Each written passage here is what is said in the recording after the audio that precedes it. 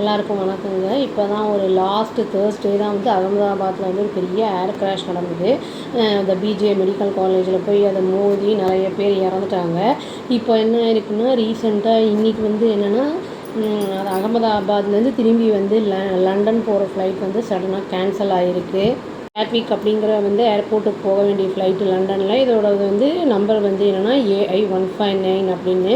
இது வந்து டெக்னிக்கல் கிளிட்சு அதெல்லாம் இருக்குது அப்படிங்கிற மாதிரி நிறைய பேர் பேசிகிட்டு இருக்காங்க. பட் ஆனால் வந்து ஏர் இண்டியா ஏர்லைன்ஸ் என்ன சொல்கிறாங்க அப்படின்னா கிளாரிஃபை பண்ணியிருக்காங்க.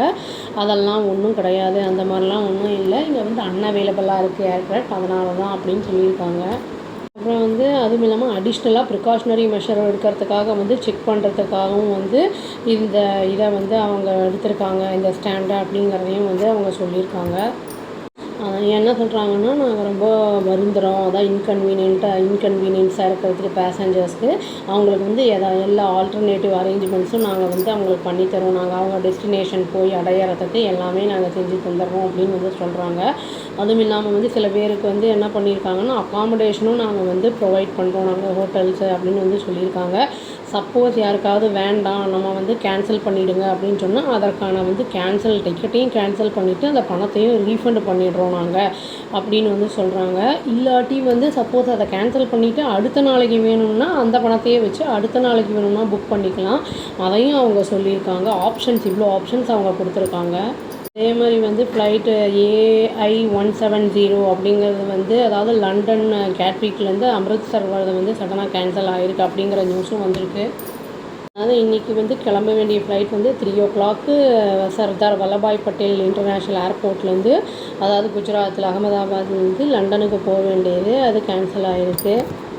அதில் வந்து இப்போ ஒரு பேசஞ்சர் என்ன சொல்கிறாரு அப்படின்னா, கேட்டதுக்கு என்ன சொல்கிறாருன்னா, சடனாக வந்து கேன்சல் பண்ணியிருக்காங்க, இதை என்ன காரணம் அப்படிங்கிறத வந்து அவங்க எங்ககிட்ட சொல்லலை, சடனாக நாங்கள் போயிட்டோம், அங்கே போனதுக்கப்புறம் கேன்சல் ஆகிருக்கு அப்படிங்கிறத மட்டும்தான் சொன்னாங்க. க்ரூ மெம்பர்ஸ் வந்து எந்த ஒரு ப்ராப்பர் ரீசனும் கொடுக்கல, அது வந்து பைசாவை ரீஃபண்ட் பண்ணிடுறோம் இல்லை அப்படிங்கிற மாதிரி தான் அவங்க பேசினாங்க, அது அப்படிங்கிற மாதிரி சொல்லியிருக்காரு அவர்.